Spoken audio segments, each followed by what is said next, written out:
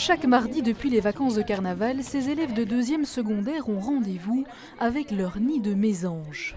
On regarde les oiseaux qui sont dedans, déjà le type d'oiseau, puis le nombre d'œufs qui pondent et le temps que ça dure, et puis si c'est tous en même temps ou quoi, et quand ils éclosent, leur premier vol et tout.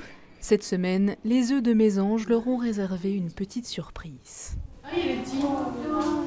Apprendre en observant, une manière de découvrir la science autrement. L'intérêt vraiment, c'est qu'ils le voient en direct.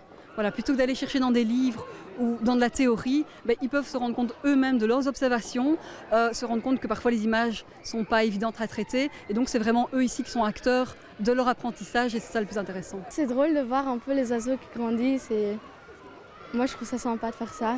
On peut voir ça dans un livre mais c'est moins interactif, enfin on vit en même temps qu'eux, si je peux dire ça comme ça.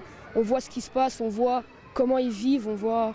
Enfin je trouve ça chouette de voir comment ça se passe chez eux, quoi. L'école, comme 200 autres établissements, participe à un projet d'études en collaboration avec le Musée des sciences naturelles. En plus de l'attrait pédagogique, il existe aussi un attrait scientifique.